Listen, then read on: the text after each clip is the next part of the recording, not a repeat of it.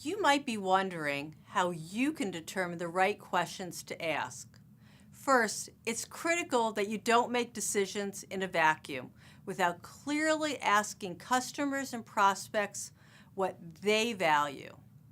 In addition, you must begin the process with the critical first step, which is figuring out what knowledge you need to gain in order to ask the right questions. By having a clear sense of the information you're trying to obtain and phrasing your questions specifically to elicit that data, you'll avoid receiving inconsistent or erroneous responses that could lead to you making disastrous business decisions. The good news is that it isn't that difficult to ask the right questions. In an earlier video, I shared my client's story to ensure that you understand how vital it is to think about the knowledge that you are seeking before you make any major business decisions that will dramatically change the way you do business or alter your customers' perception of your brand. Begin with the end in mind and ask yourself, what's the purpose of obtaining this information? And how will I use the responses to improve my business? If you constantly ask those questions and can honestly provide a response that makes logical business sense, then you're heading in the right direction. There is some basic data you need to have in order to understand who your customers are and what they care about. Let's first look at demographic data. These are very factual pieces of data that you might already know, such as age, gender, ethnicity, education, income, perhaps geographic location. Next, you want to understand psychographic and behavioral influences. What behaviors or habits influence the purchasing process, and who's involved in that process? This includes information like spending patterns or usage. For example, certain times of year that influence customers' spending patterns. When do your customers make purchases, and what influences this pattern? Price sensitivity. How much does price influence your customers' decisions? Pain points and challenges. What issues or problems challenge your customers and influence their behavior? What's the one problem that your customers have that you solve better than anyone else? Lifestyle interests and attitudes are very important. How does their attitude and the way they choose to lead their life impact their decisions? For example, is being green and environmentally conscientious important to them? And does it impact their purchasing options? What about brand loyalty? Are your customers more concerned about price, value, reliability, or something entirely different, such as status or brand appeal?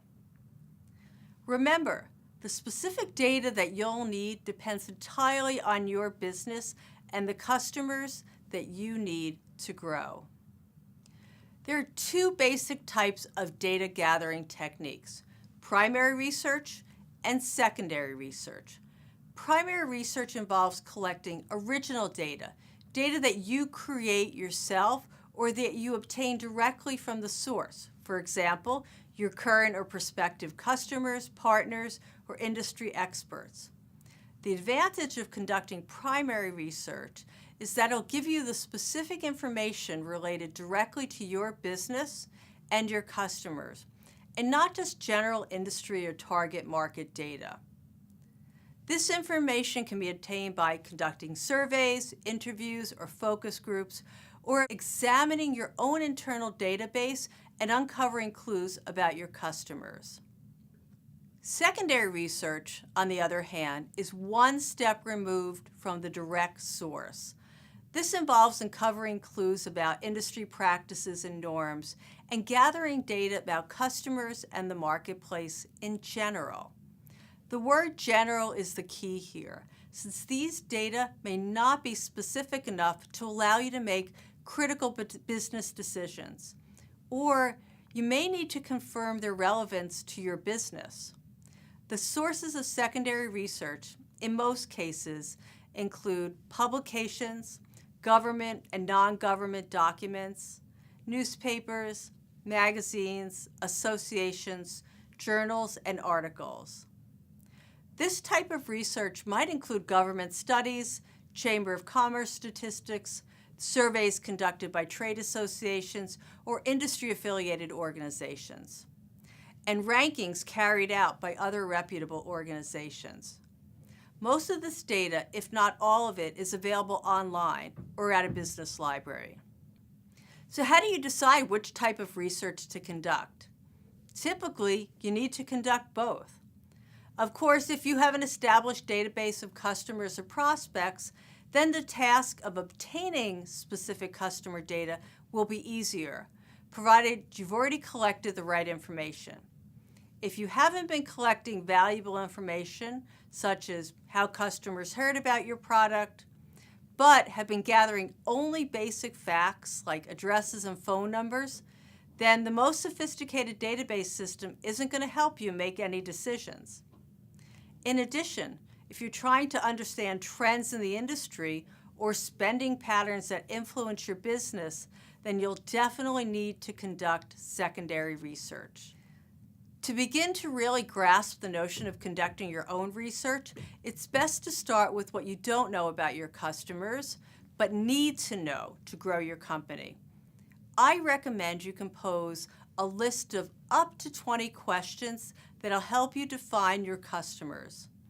Imagine you're in a room with your top customers and you have the opportunity to ask them anything you need to know about how they make purchasing decisions. Jot down the knowledge that you need to obtain and then narrow your list to the most important questions you want to ask.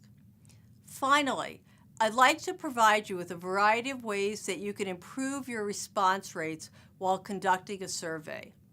There are many ways to improve survey response rates and ensure you're receiving accurate information that's unbiased. When conducting surveys of your customers, there are a number of things you can do to increase your response rate. That is, the number of customers who actually complete the survey. First, keep your survey simple.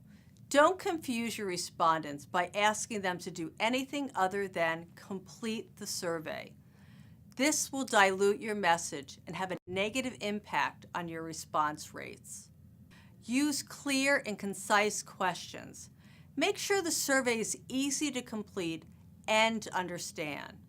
As with every marketing tool that you create, it's essential that you speak directly to your audience in an easily understandable tone and style.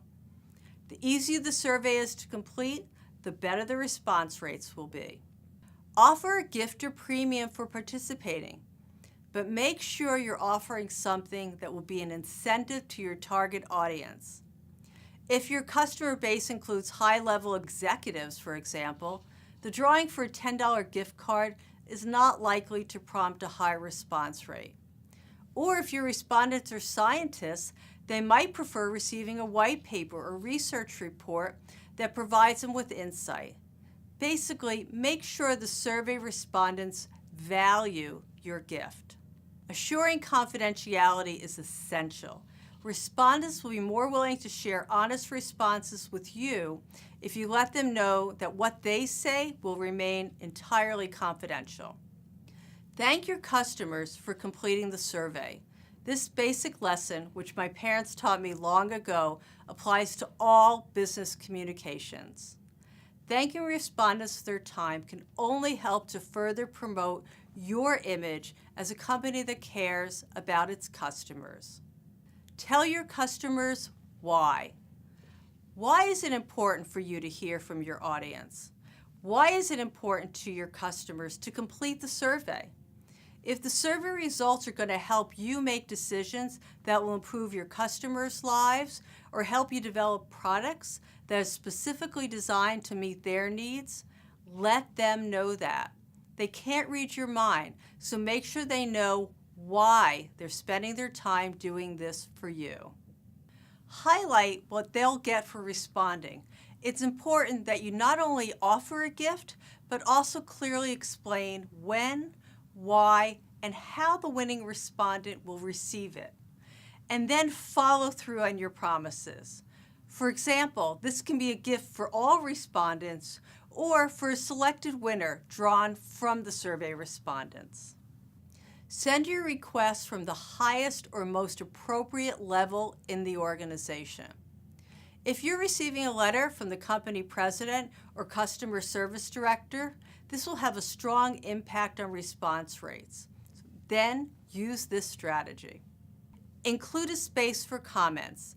People may want to share additional thoughts with you. You never know what other information the respondents will want to tell you. I've seen these responses turn out to be the most interesting data gathered from the survey because they're unsolicited and provide you with information you might never have thought of asking. Customers can have the best suggestions for products and sometimes advertising venues. Allow customers to respond in a variety of ways. Many times you're tempted to request one method of communication, especially if you're conducting an online survey and your database is set up to receive information and sort it automatically. However, the more options you can offer for response, the higher your response rates are going to be. Give them something unexpected. Under-promise and over-deliver works in every venue of business life. For example, if you promise them 10 methods to increase response rates, then give them 11. We've now spent a fair amount of time reviewing ways to uncover key customer data and turn that data into knowledge that can help you navigate your path to success. Now it's your turn. Next, you'll create a survey that you can use to reveal customer data that will guide your business decisions. We'll discuss that in the next video.